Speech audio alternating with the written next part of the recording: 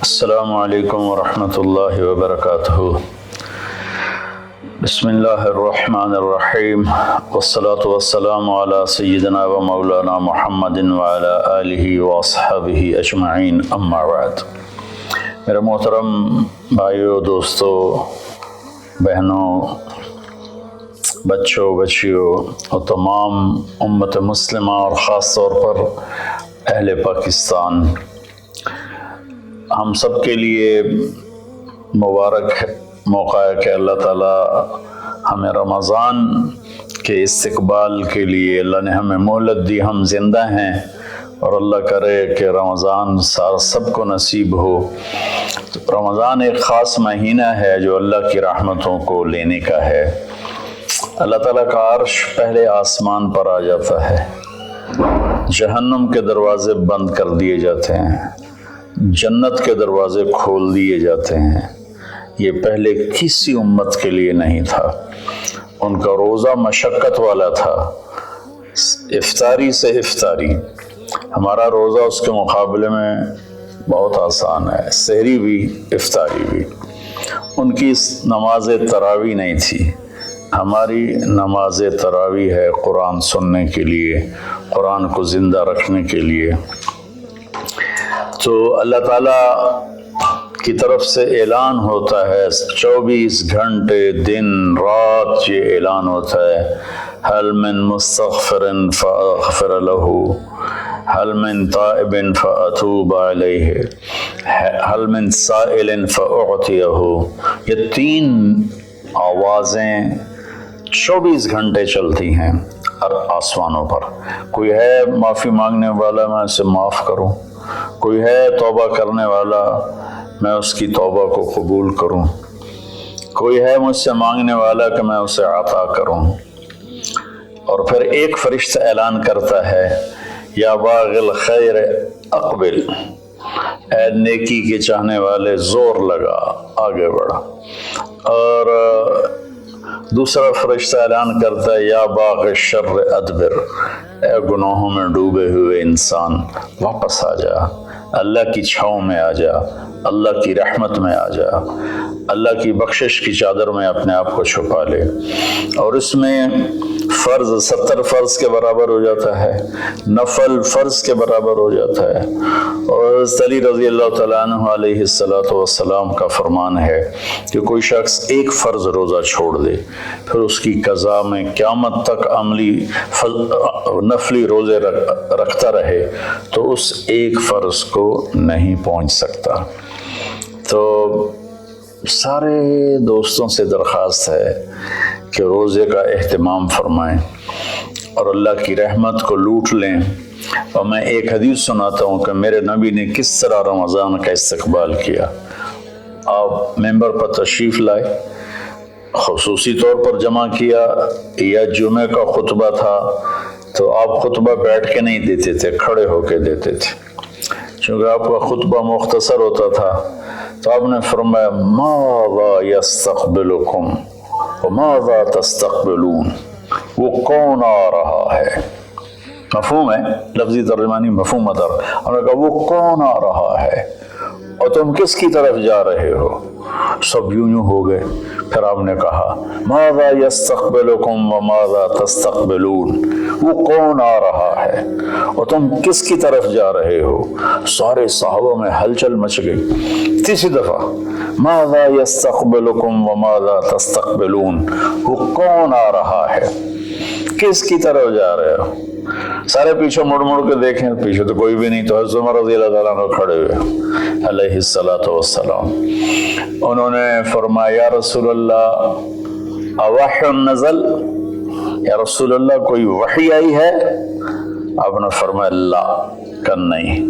اعدو حضر، اللہ نے آپ کو آنکھ دی ہے دیکھنے والی، تو کیا کوئی دشمن مدینے کی طرف آ رہا ہے اور آپ نے دیکھ لیا ہے اور وہ ہم پر حملہ کرنے آ رہا ہے، ہم تیاری کریں؟ آپ نے کہا، اللہ، نہیں، یہ بھی نہیں۔ تو انہوں نے پوچھا، بھائی یا رسول اللہ کون آ رہا ہے؟ تو آپ نے کہا، رمضان آ رہا ہے، سبحان اللہ، کیا خوبصورت انداز تھا متوجہ کرنے کا، عظمت بٹھانے کا، ہیبت بٹھانے کا رمضان آ رہا ہے۔ پھر آپ نے اس کے فضائل سنائے کہ اس میں جنت کے دروازے کھل جاتے ہیں، جہنم کے دروازے بند ہو جاتے ہیں، اور جنت کی حوریں اللہ سے دعا کرتی ہیں کہ اللہ اس رمضان میں اپنے نیک بندوں میں ہمارے شوہر ہمارے لیے منتخب فرما اور ان کے ذریعے ہماری آنکھیں ٹھنڈی فرما، اور جہنم کے سارے دروازے بند ہو جاتے ہیں، شیطان قید ہو جاتا ہے۔ اور اس رمضان کا مطلب ہے جلنا، رمض یرمز، جلنا۔ سارے مہینوں کے نام عربوں نے رکھے، محرم، صفر، ربیع الاول، ربیع الثانی سے لے کر آخر تک۔ رمضان کا نام اللہ نے قرآن میں لکھا، شہر رمضان الذی انزل فیہ القرآن، کہ یہ عرشوں پر اس مہینے کا نام طے ہوا رمضان۔ تو اس مہینے کے نام اور روزے میں کیا مطابقت ہے، ان میں جوڑ کیا ہے کہ رمضان جل جانا۔ اس میں جب کوئی روزہ رکھنے والا، روزہ رکھنے والی جب روزے رکھتا جاتا ہے تو اس کے گناہ پچھلے سال کے جلتے جاتے ہیں، جلتے جاتے ہیں، جلتے جاتے ہیں، یہاں تک کہ اللہ جیسے لوہے کو صاف کیا جاتا ہے آگ سے، اور دھاتوں کو صاف کیا جاتا ہے آگ سے، اور ظاہری میل کو صاف کیا جاتا ہے پانی سے، تو پورے سال میں جو گندگیاں ہمارے اندر گھس جاتی ہیں، کبھی حسد، کبھی بغض، کبھی کینہ، کبھی کچھ کبھی کچھ، تو اللہ تعالیٰ اس کو اندر سے کھینچ کے باہر نکال کے صاف کر دیتا ہے۔ اور عید کی رات کہتا ہے کہ فرشتوں سے جن مزدوروں نے مزدوری پوری کر دی ہو تو اس کا کیا، اس کے ساتھ کیا ہونا چاہیے، تو سب نے عرض کیا اس کو مزدوری ملنی چاہیے۔ تو پھر اللہ تعالیٰ فرماتے ہیں تم گواہ رہو، میرے بندوں نے دن میں روزہ رکھا، رات کو قیام کیا اور میرا قرآن سنا، میں اس مزدوری کے بدلے ان کے سارے گناہ معاف کرتا ہوں۔ تو میری درخواست ہے تمام بہن بھائیوں سے کہ ہم اس کی تیاری کریں۔ ایک تیاری ہوتی ہے ظاہری جو ہم چیزیں اکٹھی کرتے ہیں، ایک تیاری وہ ہے جس کے بغیر ہمارا روزہ قبول نہیں ہوگا۔ میرے نبی کا فرمان ہے 4 آدمی ایسے ہیں جن کی لیلۃ القدر میں بھی بخشش نہیں ہوتی تو رمضان کی باقی راتیں تو اس سے ادنا ہیں، کہ 4 اگر قسم کے گناہ چاروں کسی میں ہوں یا ایک کسی میں ہو، بخشش نہ ہونے کا مطلب یہ ہے کہ اگر وہ توبہ نہیں کرے گا تو اس کا روزہ اس سے معافی نہیں دلا سکے گا۔ توبہ کرنے پر تو کفر معاف ہو جاتا ہے، توبہ کرنے پر تو شرک معاف ہو جاتا ہے، ہر بڑے سے بڑا گناہ معاف ہو جاتا ہے۔ اور اللہ کی رحمت کا بتاؤں، میرے نبی کا فرمان ہے ما اصر من استغفر وین عاد فی اليوم 70 مرة۔ چند دن پہلے ایک نوجوان نے مجھے فون کیا، مولانا بڑی توبہ کرتا ہوں پھر گناہ ہو جاتا ہے، 10-15 دن سے اوپر نہیں گزرتا ہے پھر گناہ ہو جاتا ہے، پھر توبہ کرتا ہوں تو یہ توبہ کا مذاق ہے، میری بخشش نہیں ہوگی۔ وہ دوڑ رونے لگا ٹیلی فون پر۔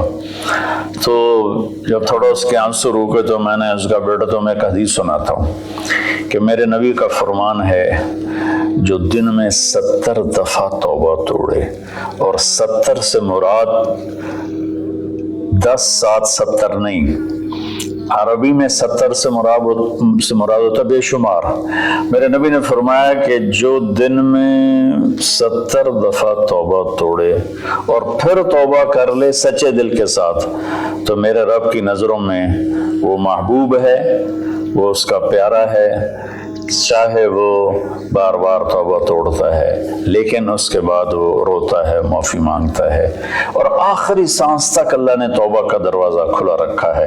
باب التوبۃ مفتوح ما لم یغرغر، جب تک گلے کا وہ گھنگرو بند نہیں ہوتا اس وقت تک اللہ تعالیٰ بندے کی توبہ کے لیے دروازہ کھول کے بیٹھا ہوتا ہے۔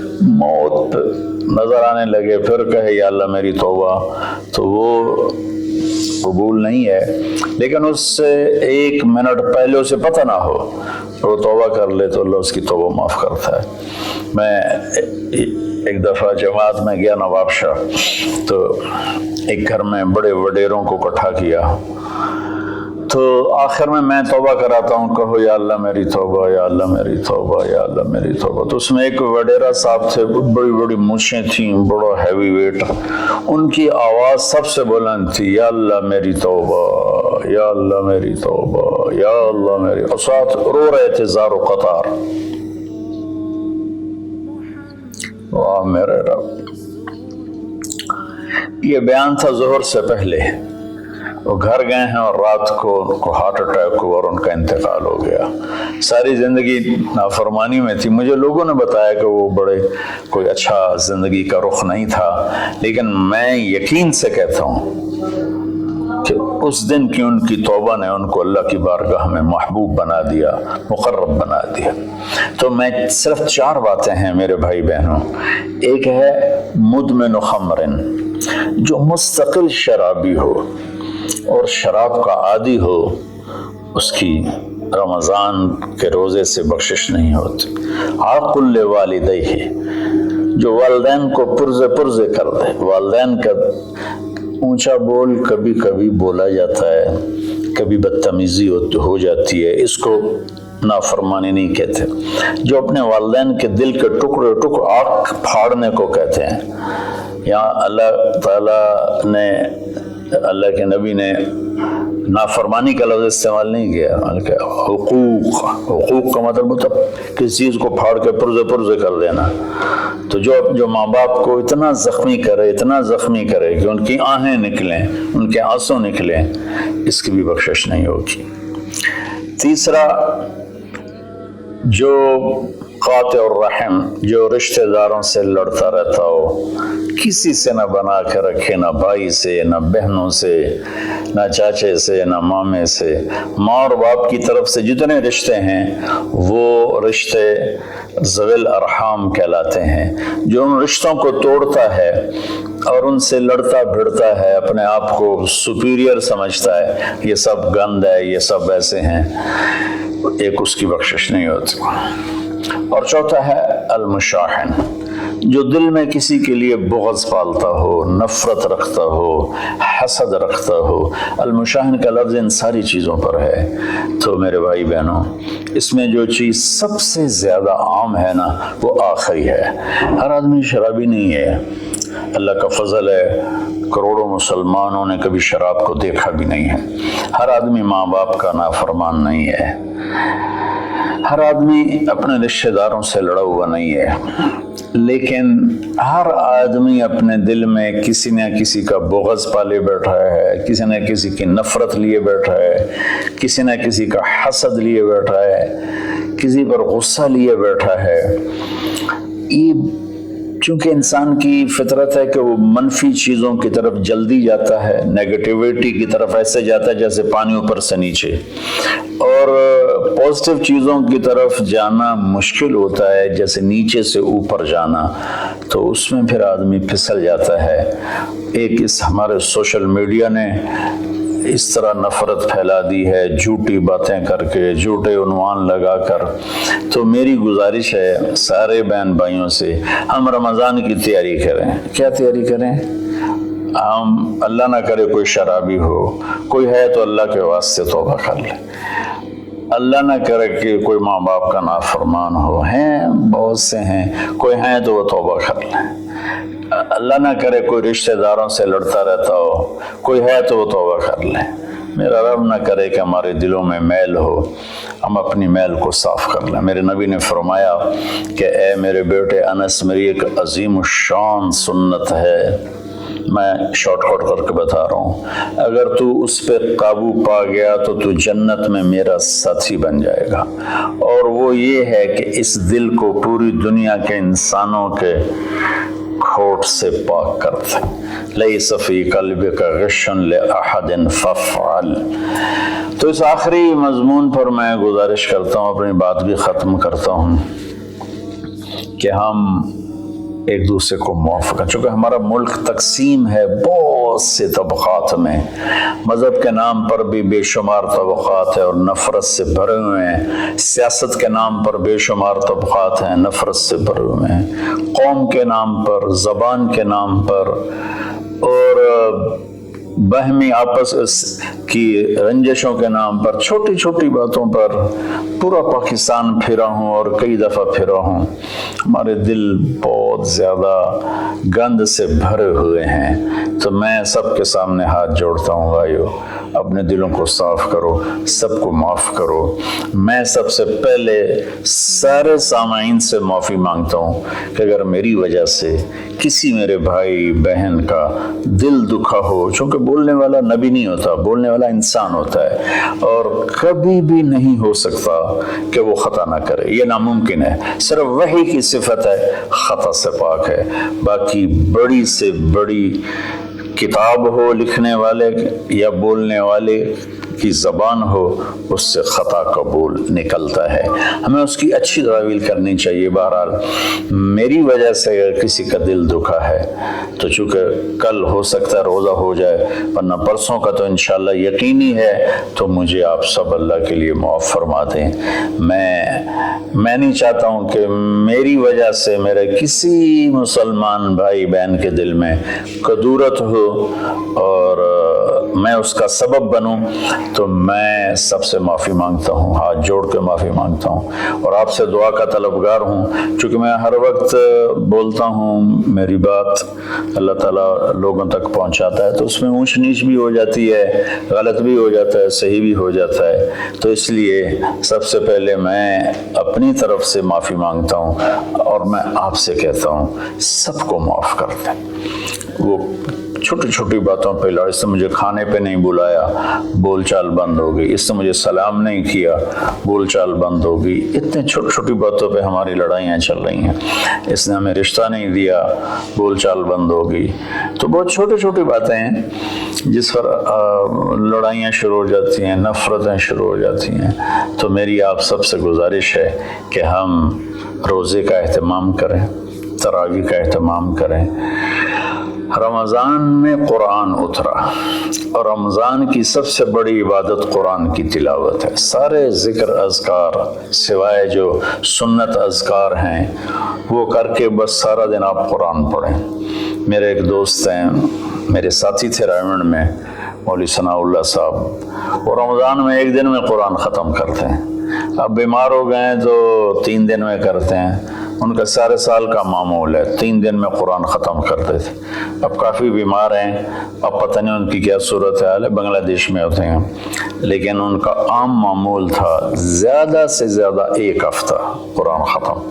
تو ہم باقی نفلی عبادات، اشراق ہے، اوابین ہے، چاشت ہے، سارا کچھ کریں، لیکن ایک تراویح کا اہتمام کریں کہ ہر سجدے پہ 1500 نیکی لکھی جاتی ہے. اور ایک قرآن کی تلاوت کا اہتمام کریں. جھوٹ نہ بولیں، غیبت نہ کریں، حسد نہ کریں، بغض نہ رکھیں، ماں باپ سے ناراضگی نہ ہو، شراب سے دوری ہو. یہ چند چیزیں ہیں.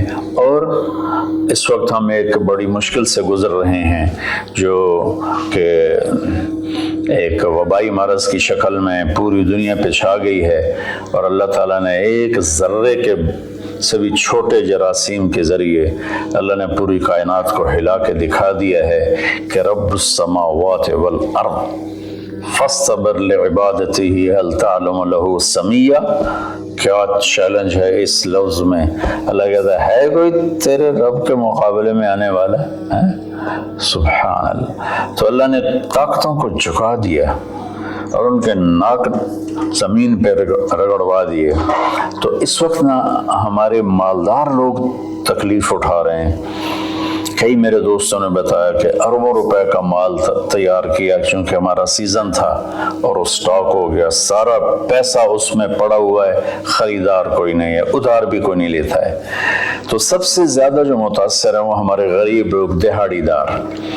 اور روزانہ کی محنت کرنے والے، ریڑھی والے، چھاپڑی والے، سائیکل پہ پھیری لگانے والے، اور اپنی کدال لے کر چوک میں بیٹھے ہوتے ہیں کہ کوئی کام پر لے جائے، تو میں ہاتھ جوڑتا ہوں، اپنی زکوٰۃ جتنی آپ نکال سکتے ہیں ان غریبوں کو ڈھونڈ ڈھونڈ کر ان کے گھروں تک پہنچائیں۔ چونکہ ایک لاک ڈاؤن کی شکل بنی ہوئی ہے تو احتیاط سے چلنا پھرنے کی تو اجازت ہے، گورنمنٹ نے دی ہوئی ہے، تو میری درخواست ہے کہ اس وقت زکوٰۃ کا سب سے زیادہ حقدار وہ طبقہ ہے جن کے گھر میں فاقے ہیں اور چولہے نہیں جل رہے، چونکہ روز کی تازہ کھاتے تھے۔ اس وقت ہمارے غریب بہن بھائی وہ سب سے زیادہ آپ کی زکوٰۃ کے حقدار ہیں۔ کھول دو اپنے تجوریوں کے دروازے، وہ اللہ کے نام پہ دو۔ اس وقت آپ کی زکوٰۃ، صدقات، خیرات ساری کی ساری ان کو جاتی، کھانے بنا بنا کے بھیجو، راشن کے پیکٹ بنا کے بھیجو، یہ اس وقت آپ کی نوافل سے بھی بڑی عبادت ہے، اور زکوٰۃ تو ویسی فرض ہے۔ تو اللہ تعالیٰ مجھے آپ کو اس رمضان میں زندہ بھی رکھے اور اس کے آداب کے مطابق ہمیں کام کرنے کی توفیق دے۔